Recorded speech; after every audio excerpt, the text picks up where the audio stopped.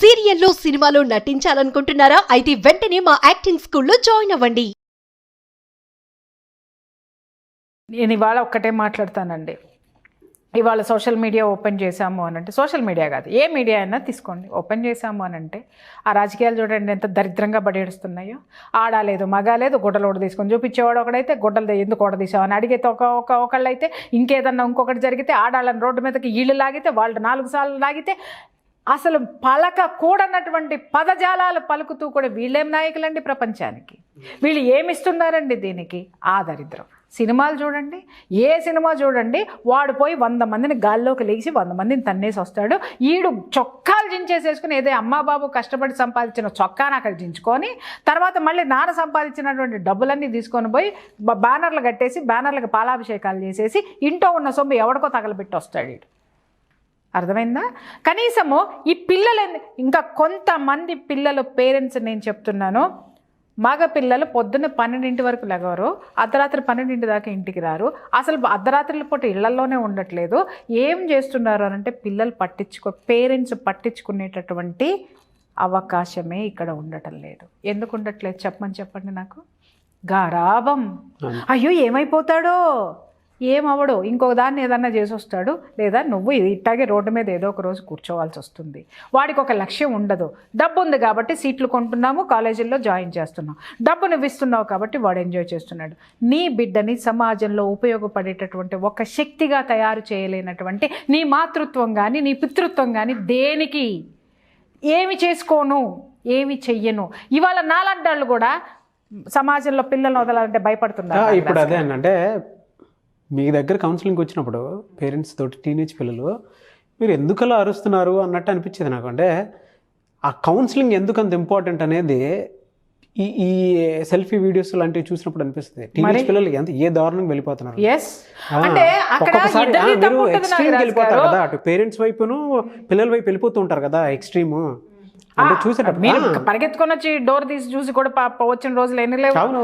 ఎందుకు అరుస్తాను నేనంటే, ఇద్దరు తప్పులు ఉన్నాయండి, పేరెంట్స్ తప్పులు ఉన్నాయి, పిల్లల తప్పులు కూడా ఉన్నాయి. ఇవాళ ఎవరు కరెక్ట్ చేయట్లేదండి, ఎవరు కరెక్ట్ చేసుకోవట్లేదు. ఇంకొకటి ఏంటంటే పేరెంట్స్ కూడా ఒక మూర్ఘత్వంలో మేమేం చెప్తే పిల్లలు అది వినాలి. ఆ మూర్ఘత్వంలో కొంతమంది ఉంటే, కొంతమంది పిల్లలు ఏం చేసినా కూడా ఏం మాట్లాడనటువంటి మూర్ఘత్వంలో కొంతమంది ఉంటుంటే, సమాజానికి ఇవాళ ఇట్లాంటి చదువుకున్న డాక్టర్లు ఈ దరిద్ర దగులుబాజీ సోషల్ మీడియాలో ఉండే పోస్టర్లు ఈ నాలెడ్జ్లు తప్ప ఇంకే వస్తాయి నాగరాజు గారు? చావటానికే మనకి ధైర్యం కావాలనుకుంటే దాన్ని మళ్ళీ వీడియో రికార్డ్ చేసి పోస్ట్ చేయటం అంటే నిజంగా పేరెంట్స్ మీరు చెప్తుంటే ఏదో అనుకుంటాం కానీ కౌన్సిలింగ్ చాలా అవసరం అండి, చాలా అవసరం. నేను ఎన్నిసార్లు పేరెంట్స్ కూడా పిల్లల్ని ఏ విధంగా వదిలేస్తున్నారు అనేది కూడా తెలుసుకోవాలి. చెప్తున్నాను కదా. ఒకటి, ఈ పేరెంట్స్ కూడా ఏం చేస్తారంటే వాళ్ళ ఊరికి పరిమితం అవుతారు, లేకపోతే వాళ్ళకి వచ్చిన నాలెడ్జ్ వరకు పరిమితం అవుతారు. పిల్లలు ఏది అడిగితే అది ఇచ్చేస్తారు. ఎందుకంటే పక్కన ఇక్కడ పేరెంట్స్ ఎంత ఫాల్స్ థింకింగ్లో ఉంటున్నారంటే నాగరాజు గారు, ఫాల్స్ ప్రెస్టేజ్ ఒకటి, ఫాల్స్ థింకింగ్ ఒకటి ఇవాళ యువతని నాశనం చేస్తున్నాయి. పేరెంట్స్లో ఉన్నటువంటి ఈ 2 లక్షణాలు. ఫాల్స్ థింకింగ్ ఏంటి అని అంటే, పక్కనాడి కంటే మా అమ్మాయి బాగుండాలి లేదా మా అబ్బాయి బాగుండాలి, వాడు బైక్ కొన్నాడంటే వీడు కారు కొంటాడు. మొన్న ఒక ఏమనుకోవద్దమ్మా మీరు, వాళ్ళు కన్సర్న్ పర్సన్స్ ఎవరికైనా బాధ కలిగిస్తే. కానీ మీరు కూడా తెలుసుకోవాల్సిన విషయం ఏంటంటే, ఒక వీడియో చూశాను. ఏంటి అని అంటే, వాడు చిన్న పిల్లోడు, ఒక 5 years ఉంటాయో 4 years ఉంటాయో నాకు తెలీదు, ఇంతే ఉన్నాడు. మా వాడు ఆడుకునే కారు అడిగితే మేము పెద్ద కారే కొనేసాము అని చెప్పేసి ఒక వీడియో చేసి పెట్టారు. నేను అడుగుతున్నాను, వాడు పెద్ద కారుని ఏం చేసుకుంటాడు నాగరాజు గారు? వాడి స్థాయికి వాడికి నువ్వు ఇస్తే వాడు దాంతో ఏం చేయాలో నేర్చుకుంటాడు. వాడు ఇంత కారు కొంటే వాడి ఆశని నువ్వు తొక్కిపెట్టేసి, వాడి ముచ్చట్ని నువ్వు తొక్కిపెట్టేసి, నువ్వు జనాలందరిలోనూ నువ్వు గొప్పగా చూపించేసుకోవాలనో, లేకపోతే నీ ఇష్టాన్ని వాడు ఇష్టంగా తీసేసుకుని ఒక పెద్ద విజన్ని నువ్వు చూపించిన తర్వాత వాడు పిచ్చోడు లెక్క చూస్తాడు అనమాట. ఏంది ఇంత కారు నేనేం చేసుకోవాలి? వాడు తోస్తాడా? వాడు తోలుతాడా?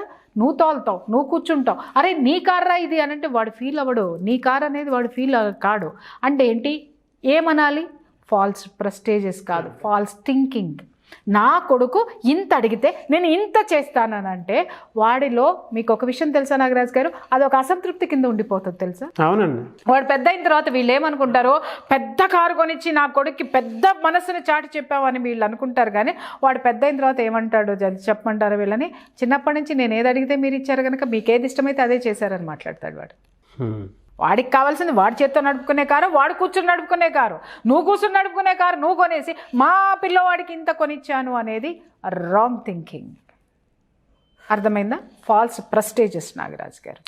నిన్న మొన్న ఒక ఎపిసోడ్లో మాట్లాడుకున్నాం, పక్కింటమ్మ ఆండ్రాయిడ్ ఫోన్ కొని 10th క్లాస్ చదివేవాడికి ఆండ్రాయిడ్ ఫోన్ కొనిస్తే ఈ అమ్మ వచ్చేసేసి లేటెస్ట్ ఐఫోన్ కొనిచ్చింది 4th క్లాస్ చదువుకునేవాడికి. దీన్ని ఏమంటారు? ఫాల్స్ ప్రెస్టేజెస్ అంటారు. మనము దేనికి పరుగులు పెడుతున్నామో, పక్కవాడు కొన్నాడు కాబట్టి నువ్వు కొంటున్నావు, పక్కవాడు చెప్పాడు కాబట్టి నువ్వు చెప్తున్నావు, లేదా నీ కూతురు ఎక్కడికి వెళ్తున్నా నువ్వు పట్టించుకోవట్లేదు, నీ కూతురుతో ఎవరు సంభాషణ చేస్తున్నాడో నీకు అంతకంటే లేదు. ఇంకొకటి, కూతురు ఏం చేస్తున్నా కొడుకు ఏం చేస్తున్నా తెలిసి కూడా నువ్వు నోరు తెరిచి మాట్లాడితే వాళ్ళు ఏం చేసుకుంటారు అని నువ్వు వదిలేస్తున్నావే. రేపొద్దున ఏది జరిగినా ఈ సమాజం మొత్తం తోటి అనుభవించాల్సింది ఎవరు? నువ్వు మాత్రమే. అర్థమైందా అండి? జాగ్రత్తలు తీసుకోండి మీ పిల్లల పట్ల. మొదట్లో కష్టంగానే ఉంటుంది, బాధగానే ఉంటుంది. వాళ్ళకి బాధ్యతల్ని సగం ఈ పేరెంట్స్ సమాజం పట్ల వాళ్ళకు ఉన్నటువంటి బాధ్యత కానివ్వండి, వాళ్ళ కెరీర్ పట్ల వాళ్ళకు ఒక లక్ష్యాన్ని కానివ్వండి, వీళ్ళు నేర్పడం లేదు, వీళ్ళు చూపించటం లేదు. కాబట్టి పిల్లలు పక్కదారికి వెళ్తున్నారు. స్కూల్స్లో స్టడీస్ కూడా అట్లాగే ఉన్నాయి నాగరాజు గారు. ఎందుకు? వాళ్ళ టార్గెట్ల మీద వెళ్ళిపోతున్నారు తప్ప, ఒరే నువ్వు పెద్ద అయిన తర్వాత వాళ్ళ టాలెంట్ని గుర్తించి ఆ స్టూడెంట్స్ని ప్రోత్సహించే వాళ్ళు ఎవరు ఉన్నారండి? ఇవాళ స్కూల్ మొత్తం కలిపితే 60 మంది ఉంటే వాళ్ళ ఒక క్లాస్లోనే సెక్షన్కి 60 మంది ఉంటున్నారు. ఉన్నది ఒక టీచరు, పాపం ఎంతమంది నన్ను గుర్తిస్తుంది టాలెంట్ని? అర్థమైందా? కాబట్టి ఇక్కడ ఏం చెప్పాలంటే తెలా పాపం తలా పిడికడు. ఇంట్లో కూర్చున్న పేరెంట్స్దా, బయట ఇవి. ఇంకొక విషయం ఏంటంటే, నేను ఇక్కడ అడుగుతున్నాను, ప్రభుత్వానికి చాలా బాధ్యత ఉన్నదని నాగరాజు గారు. ఇవాళ ఈ యూట్యూబుల్లో ఎవడు ఏదొచ్చితే అది మాట్లాడేసి, ఎవడు ఏది పడితే అది చేసేసి బూతులు మాట్లాడుతున్నాడా, బూతు వీడియోలు చేస్తున్నాడా, లేకపోతే గాసిప్స్ ఇస్తున్నాడా, అనవసరమైన వాటిని ఇస్తున్నాడా, ఇంకేదన్నా చేస్తున్నాడా, మనిషిని పక్కదారి పట్టించేటటువంటి వ్యవహారాలన్నీ ఈ యూట్యూబుల్లో యథేచ్ఛగా జరుగుతుంటే, నీ దేశానికి సంబంధించినటువంటి యువత, దేశానికి వెన్నెముకగా ఉండవలసినటువంటి ఈ యువత పక్కదారులు పడుతుంటే ఈ సిస్టమ్ ఎందుకు నిద్రపోతుంది? అది నేను క్వశ్చన్ వేస్తున్నా. సిస్టమ్ పట్టించుకోవట్లేదు, పేరెంట్స్ పట్టించుకోవట్లేదు, మరి పిల్లల ఆత్మహత్యలు దో చూడక ఇంకెక్కడ చూస్తారు నాగరాజు గారు? కానీ ఒకటి అబ్జర్వ్ చేయాలండి, మనం ఇన్ని వీడియోస్ చేసిన దాంట్లో కూడా పిల్లలకి మీరు కాపలా కాయాలి అని ప్రతి వీడియోలో మీరు గొంతు చించుకొని చెప్తూ ఉంటే నిజంగా లేదండి. ఆ సెల్ఫీ వీడియో ఎవరికైనా ప్రాణం తీసుకోవాలనుకుంటేనే చాలా డేర్. నేను అది ఒక 15-16 సెకండ్స్ కంటే నేను ఎక్కువ చూడలేకపోయాను నాగరాజు గారు. ఎందుకంటే ఆడపిల్లండి, అక్కడ చూడంగానే నాకు ఏవేవో కనిపిస్తాయి. అది తీసుకునే అంత నేను ఇంత గొప్ప సమాజం గురించి, ఉద్ధరణ గురించి, లేకపోతే సమస్యల గురించి, దాని యొక్క బాగోగుల గురించి మాట్లాడే నేనే దాన్ని రిసీవ్ చేసుకోలేకపోతున్నానంటే పేరెంట్స్ పరిస్థితి ఏంటి? ఇంకా అదే ఇంకొక విషయము, ఈ వీడియోస్ వల్ల అదే భంగపడినటువంటి ఆడపిల్లలు ఎలా రిసీవ్ చేసుకుంటారంటే దాన్ని, వాళ్ళలో ఎంత దయనీయమైనటువంటి పరిస్థితులు చోటు చేసుకుంటే ఒక్కసారి చెప్పండి. ఎవరి తప్పు నాగరాజు గారు? ఇలాంటి యొక్క సిచ్యుయేషన్ పరిస్థితులు వస్తుంటే సమాజంలో యువతలో చైతన్యం నశించిపోయింది. ఈ టైప్ ఆఫ్ సిచ్యువేషన్ వచ్చినంత వరకు అయినా సరే పేరెంట్స్ కి చూస్తుంటే ఖచ్చితంగా కౌన్సిలింగ్ నీడ్ కావాలని ఎవరో ఒకళ్ళు చుట్టుపక్కల. ఒకప్పుడు అంటే ఒకప్పుడు నేను చాలా పాకులాడాను కౌన్సిలింగ్ అని చెప్పేసాను. ఇప్పుడు నేను ఎలా అయ్యాను అని అంటే, నా దగ్గరికి వచ్చిన వాళ్ళు సంస్కరించి పంపిస్తే చాలే అనుకునే స్థాయికి వచ్చాయి. ఎందుకో చెప్పమంటారా? ఇలాంటి వీడియోలు చూసినప్పుడల్లా నేను ఎన్ని చేసి ఉంటాను ఈ వీడియోస్ మీద. అరే ఆడపిల్లలను పట్టించుకోండి అమ్మా, వాళ్ళ ప్రవర్తనలో మార్పులు వస్తుంటే వాళ్ళ వెంటబడండి, వాళ్ళతో. ఈ వీడియో ఏం చూశారు నాగరాజు గారు? ఇంకొక వీడియో నిన్నగాక మొన్న ఒక వీడియో ఏంటి అని అంటే, వాడు అమ్మాయిని న్యూడ్ ఫోటోలు పెట్టమని, న్యూడ్ ఇది చేయమని చెప్పేసి మొత్తం తీసుకొని డైరెక్ట్గా వాళ్ళ తండ్రి దగ్గరికి వెళ్ళి కూర్చొని, నువ్వు డబ్బు ఇస్తే కనుక ఈ వీడియోలో మర్యాదగా డబ్బు ఇవ్వు, లేకపోతే ఈ వీడియోలు సోషల్ మీడియాలో పెడతానని చెప్పేసి తండ్రిని బెదిరించాడు. ఆ పిల్ల కూడా సూసైడ్ చేసుకుంది. ఎవరు దీనికి కారణం? పేరెంట్స్, సమాజం, వ్యవస్థ. 3 కారణం నాగరాజు గారు. మనం ఎవరిని ఒకళ్ళని అనడానికి లేదు. ఈ యువతలో ఏ విధమైన దేశం పట్ల ఒక బాధ్యత కానీ, సమాజం పట్ల బాధ్యత కానీ, వాళ్ళ కెరీర్ పట్ల ఒక టార్గెట్ కానీ వీళ్ళకి లేవు.